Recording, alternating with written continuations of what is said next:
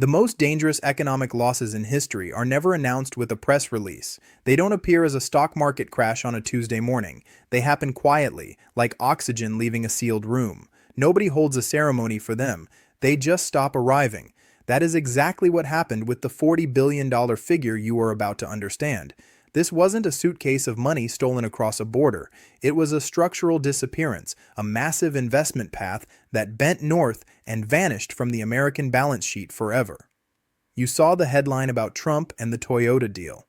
On the surface, it looked like a standard manufacturing story, another ribbon-cutting moment, another corporate award.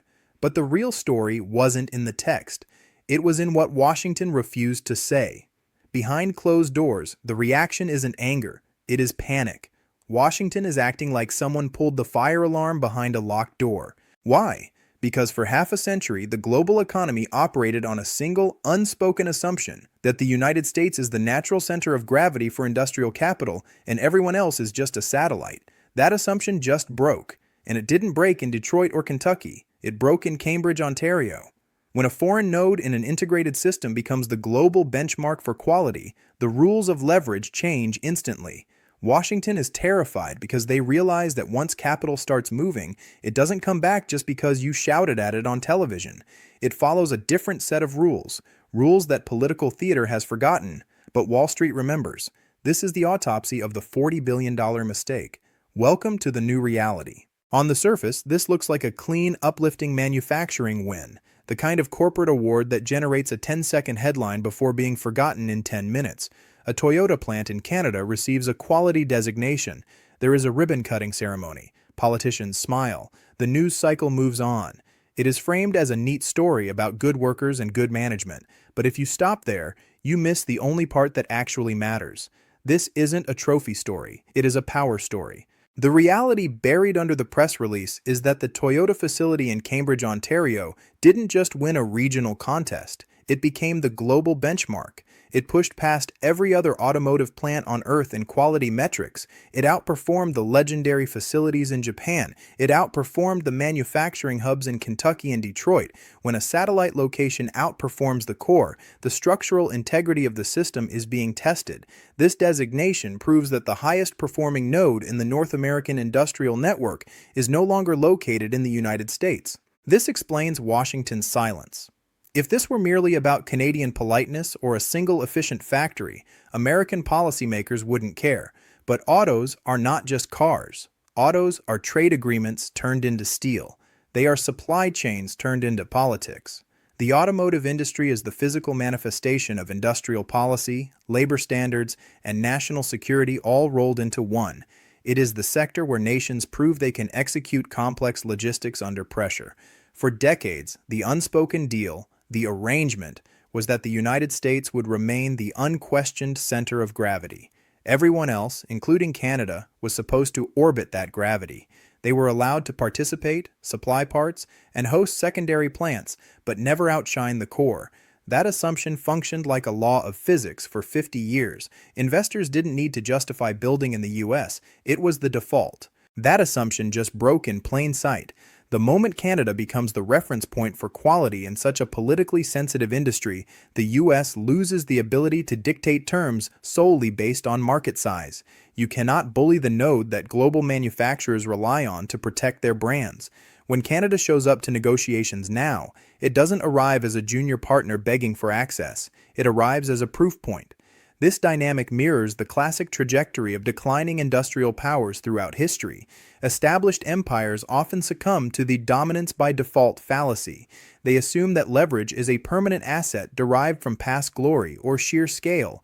They believe loyalty can be demanded rather than earned.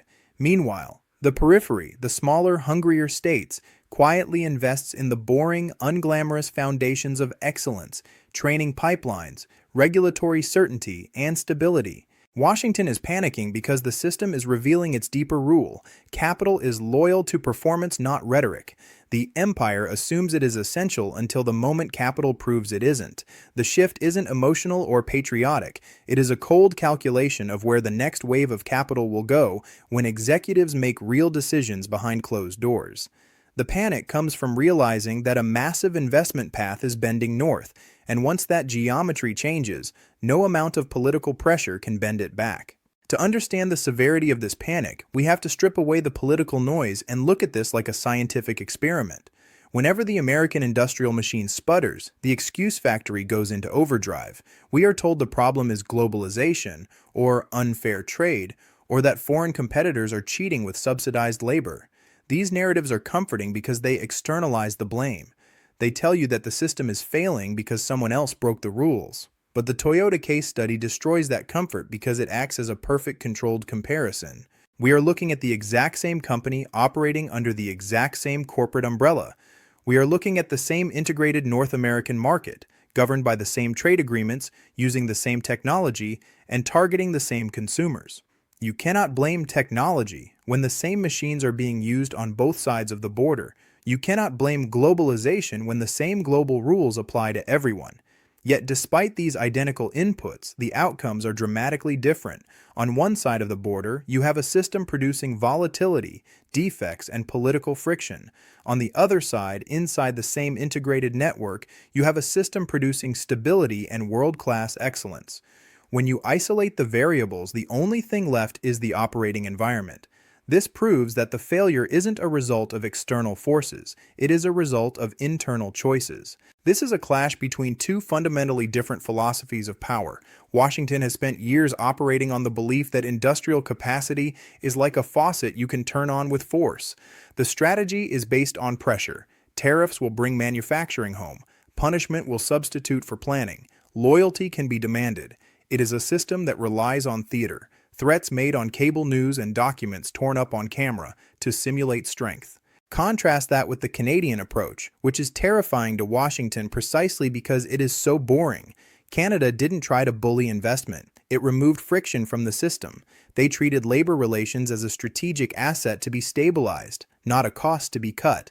They prioritized long-term training pipelines so that skills accumulated over decades instead of walking out the door. This isn't flashy.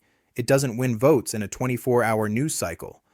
But in the world of high-precision manufacturing, boring is the most valuable commodity in existence. This comparison acts as a mirror, and that is why Washington hates it. Acknowledging the success of this model would require admitting that American decline was not preordained by history or stolen by foreigners. It was chosen. It was chosen by prioritizing financial extraction over productive capacity. It was chosen by rewarding executives for cutting costs rather than maintaining quality. The mirror reflects priorities, not accidents. And once you see that reflection, you realize that the chaos in the American system isn't a bug. It is a feature of a model designed to extract value rather than create it. Capital, unlike voters, looks into that mirror and acts on what it sees. To understand why this shift is lethal to American industrial dominance, you have to stop thinking like a voter and start thinking like a capital allocator. The headline $40 billion makes people imagine a suitcase of cash crossing a border. But that is not how modern finance works. Real industrial power doesn't move through signing ceremonies or press releases. It moves through a probability funnel inside boardrooms, often years before a shovel hits the ground. Large-scale investment works like a filtration system.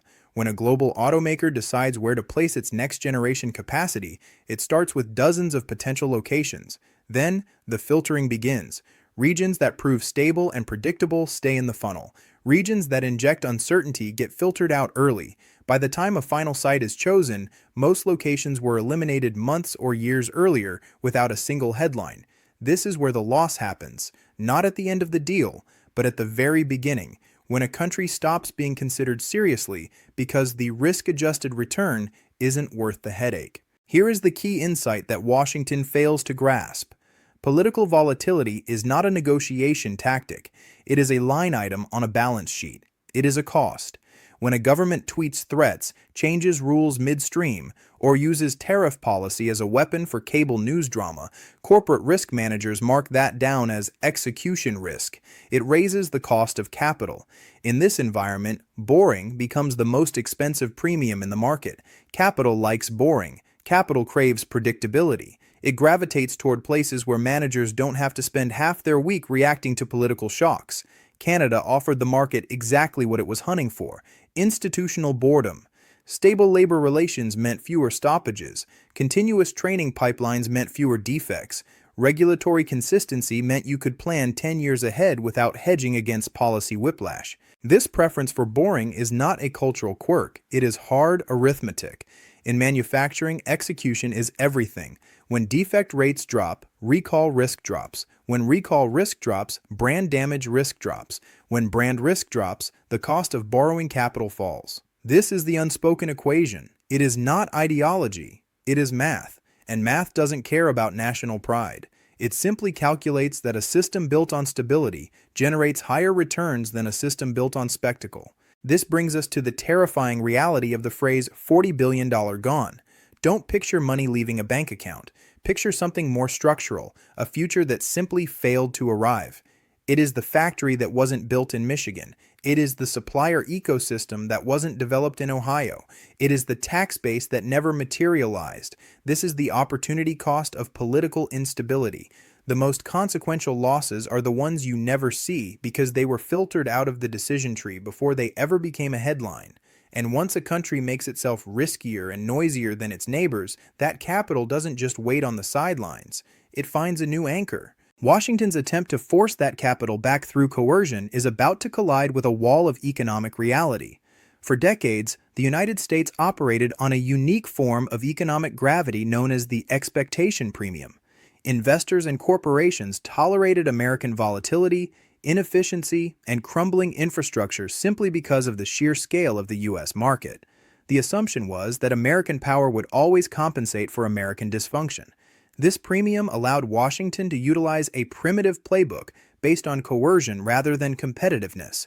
The strategy was blunt: build here, or we will punish you. It treated industrial loyalty as a tribute that could be demanded at gunpoint, rather than an asset that had to be cultivated. But that playbook has catastrophically failed. The collapse of the Toyota deal reveals a brutal truth that no tariff schedule can fix. You cannot tariff your way into excellence. You cannot bully a supply chain into producing fewer defects. When the goal is high-precision manufacturing, threats are not incentives, they are liabilities. The moment Washington tried to apply this old logic to a system that had already evolved beyond it, the definition of leverage shifted under their feet. Real leverage is not defined by what you say you can do. Real leverage is defined by what you can do without destroying yourself. This is the trap of the integrated North American system. The automotive sector is not a collection of isolated factories. It is a single, breathing organism where parts cross borders multiple times before a vehicle is finished. In this organism, the Canadian node has evolved into the vital organ responsible for quality assurance and brand protection. This creates a paradox of power. If Washington attacks Canada with tariffs or border disruptions to force investment south, they are not punishing a rival. They are inflicting self-harm on the very U.S. companies they claim to protect. Disrupting the highest performing node in the network destabilizes the entire system. It increases costs, spikes defect rates, and threatens the global reputation of the brands that employ American workers. This turns America First protectionism into an act of industrial self-immolation. Washington is now caught in a strategic vice. If they double down on threats to look strong, they damage the efficiency of the supply chain and drive costs up for their own consumers. If they back down, they admit that their coercive power has evaporated, signaling weakness to the entire world. It is a lose-lose scenario created by a fundamental misunderstanding of how modern capital works. Capital sees this trap clearly. It sees a superpower that is willing to destabilize its own economy to score political points. And because capital hates nothing more than a partner who is willing to blow up the partnership for a soundbite, it is accelerating its movement toward the exit. Investors are fleeing the noise of Washington for the quiet competence of a jurisdiction where the rules don't change based on the morning news cycle. The coercive leverage is gone, replaced by the cold reality that in a connected world, the side that provides stability holds the ultimate power. This brings us to the final and perhaps most disturbing realization. The Toyota story is not an isolated incident. It is a symptom of a much deeper universal law that governs the rise and fall of economic superpowers. This rule applies to technology, energy, finance, and every sector where human skill meets capital. The rule is simple. Power flows from systems that work, not from slogans that promise they will. Money does not move toward nations that shout the loudest about their greatness. It moves toward places that demonstrate greatness repeatedly, under real operating conditions, over long periods of time. This is the difference between potential and proof. For generations, the United States didn't need to offer proof. Its dominance was the proof. But in a competitive global environment, that automatic authority has evaporated. We are watching the transition from a world where American investment was a reflex to a world where it is a choice, and increasingly, a difficult one. The erosion of this position didn't happen overnight. It happened because Washington spent decades burning its most valuable asset, institutional trust.